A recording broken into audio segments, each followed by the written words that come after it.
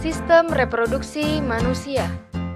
Sebelum memulai penjelasan tentang proses-proses dalam sistem reproduksi manusia, mari kita mengetahui bagian-bagian dari sistem reproduksi manusia itu sendiri. Pada organ reproduksi pria, bagian luar terdapat penis, yang berfungsi sebagai alat pembuangan sisa metabolisme berupa cairan yang biasa disebut urin, dan juga sebagai alat bantu reproduksi. Skrotum. Skrotum adalah kantung yang membungkus dua testis. Skrotum ini terletak di antara penis yang berfungsi sebagai pengontrol suhu untuk testis. Karena agar sperma terbentuk secara normal, maka testis harus memiliki suhu sedikit lebih rendah dari suhu tubuh. Selanjutnya, pada organ bagian dalam terdapat testis. Berbentuk lonjong dengan ukuran sebesar buah zaitun dan terletak di dalam skrotum. Testis ini penghasil hormon FSH dan LH dan juga hormon testosteron. Fungsinya yaitu membentuk gamet-gamet baru yaitu spermatozoa. Dilakukan di tubulus seminiferus, kemudian testis menghasilkan hormon testosteron yang dilakukan oleh sel interstisial yaitu sel Leydig. Selanjutnya, terdapat saluran-saluran di antaranya yaitu epididymis, merupakan saluran halus dengan panjang kurang lebih 6 cm, terletak sepanjang atas tepi dan belakang dari testis. Fungsi dari epididymis adalah sebagai saluran penghantar testis, mengatur sperma sebelum diejakulasi dan memproduksi semen. Vas deferens merupakan saluran yang membawa sperma dari epididymis. Saluran ini berjalan ke bagian belakang kelenjar prostat, lalu masuk ke dalam uretra dan membentuk ductus ejaculatoris. Uretra memiliki dua fungsi yaitu sebagai bagian dari sistem kemih yang mengalirkan air kemih dari kandung kemih dan bagian dari sistem reproduksi yang mengalirkan semen. Kelenjar prostat terletak di bawah kandung kemih yang mengelilingi bagian tengah dari uretra.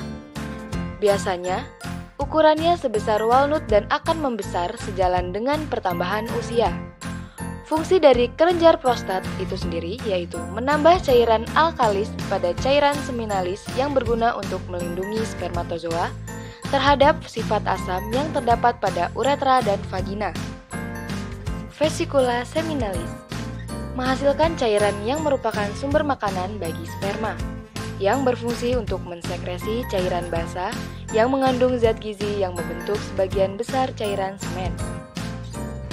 Ductus ejaculator pada kedua sisinya terbentuk dari pertemuan pembesaran atau ampula di bagian ujung ductus deferens dan ductus dari vesical seminalis.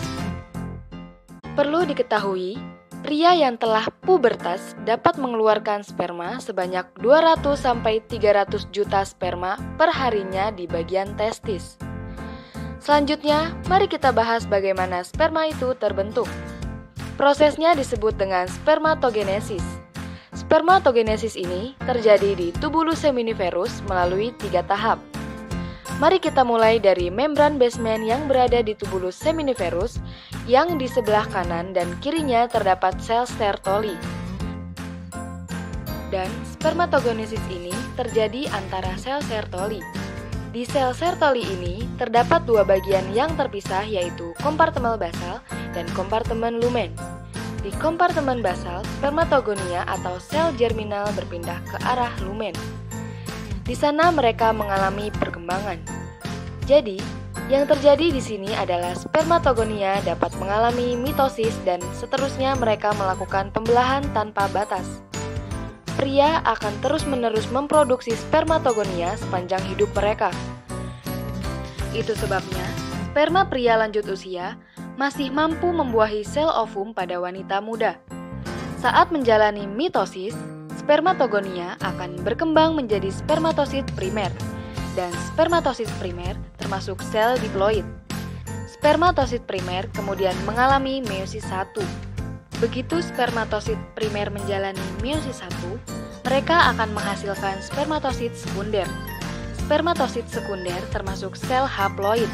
Spermatosit sekunder kemudian mengalami meiosis 2 menjadi spermatid dan kemudian spermatid menjadi spermatozoa atau sel sperma. Lalu, bagaimana cara pengeluaran sel sperma yang terbentuk tadi? Sel sperma yang telah terbentuk melalui proses spermatogenesis yang berada di tubulus seminiferus, kemudian dikeluarkan ke saluran vas deferens, lalu naik ke batas posterior testis, menembus inguinalis kanal, memasuki rongga panggul dan lengkungan. Kemudian berjalan terus melewati vesikula seminiferus yang berada di bawah kandung kemih, yang memberi energi pada sperma supaya aktif bergerak. Energi yang dilepaskan vesikula seminiferus melewati ductus ejakulasi dan sperma akan dikeluarkan ke uretra dan cairan kelenjar prostat bersama dengan sperma mengelilingi uretra prostat. Kemudian dikeluarkan dan menuju kelenjar bulbul. Kelenjar ini menghasilkan sekresi lender alkali melewati penis membawa semen campuran sperma, lalu disekresikan. Kemudian kita pun perlu tahu bagaimana bentuk sperma dan bagian-bagiannya. Sperma terbagi menjadi 3 bagian, yaitu bagian kepala, tengah, dan ekor. Di bagian kepala terdapat akrosom yang mengandung enzim untuk pembuahan. Terdapat nukleus atau inti sel. Lalu, di bagian tengah terdapat mitokondria sebagai penghasil energi berupa ATP atau sel. Karena sperma ini motil atau tidak bergerak dengan sendirinya, maka sperma membutuhkan ATP untuk menghasilkan energi supaya dapat bergerak dengan cepat. Kemudian di bagian ekor atau disebut flagel. Jadi, flagel ini bagian sperma yang dipergunakan untuk mendorong atau bergerak diri mereka sendiri, di mana bagian ekor ini pergerakannya seperti cambuk. Hal itulah yang menyebabkan sperma bergerak.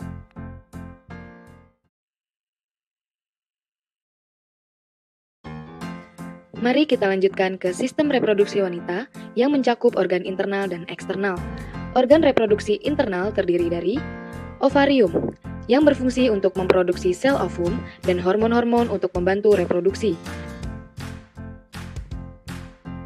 Kemudian ada tuba Fallopi, yang merupakan 2 tabung berotot yang menghubungkan ovarium ke uterus, di mana uterus merupakan bagian otot yang kuat dan tempat menerima sel ovum yang dibuahi yang akan berkembang menjadi janin dan menahannya selama kehamilan. Kemudian terdapat serviks yang posisinya menjorok ke dalam vagina, yang fungsinya memproduksi lendir atau mukus. Mukus ini membantu menyalurkan sperma dari vagina ke uterus saat berhubungan seksual.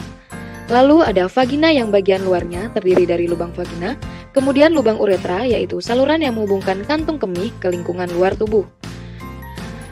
Berfungsi sebagai saluran pembuangan pada sistem kemih dan sistem seksual.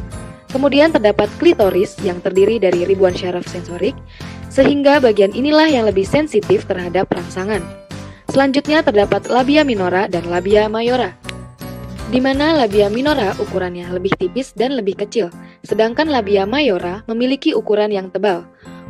Lalu di atas labia terdapat mons pubis yang merupakan tonjolan lemak yang ditutupi dengan rambut setelah memasuki masa pubertas. Setelah mengetahui organ-organ reproduksinya, mari kita cari tahu bagaimana sel ovum dibentuk. Pembentukan sel ovum atau oogenesis terjadi di dalam ovarium. Terdapat 3 fase pembentukan dan perkembangan sel ovum. Yang pertama, fase janin. Lalu, fase sebelum ovulasi, ini terjadi pada awal masa pubertas dan terakhir fase fertilisasi. Mari kita mulai dari fase janin. Pada fase ini, ovarium yang ada di embrio memiliki sekitar 600.000 sel oogonium.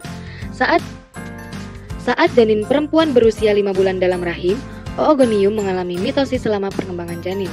Dan begitu oogonium mengalami mitosis, maka beberapa di antaranya mengalami meiosis 1 dan menghasilkan oosit primer yang jumlahnya mencapai lebih dari 7 juta.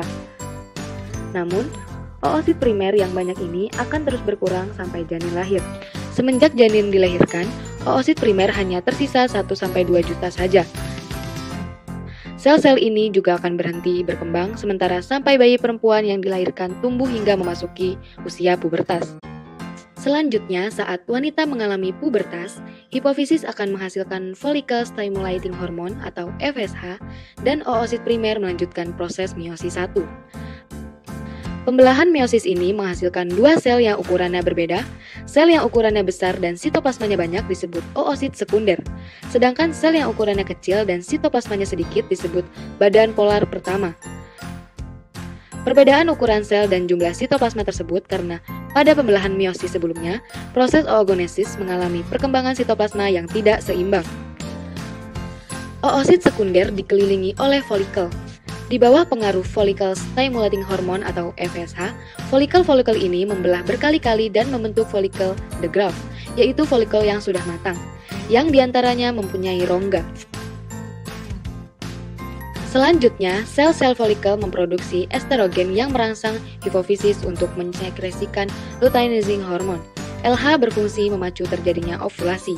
Saat menjelang ovulasi ini, meiosis 1 selesai.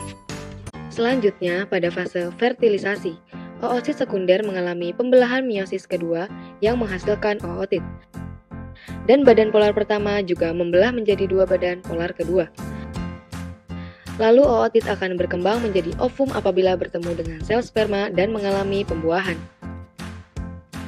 Dan badan polar yang menempel pada ovum akan mengalami degenerasi.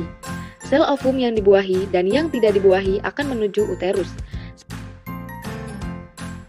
Sementara itu, hormon progesteron dihasilkan dan akan mempengaruhi penebalan dinding uterus sehingga siap terjadi implantasi. Jika sel ovum tidak dibuahi, maka ia akan luruh dan dikeluarkan bersama jaringan yang terbentuk pada dinding uterus yang disebut menstrum.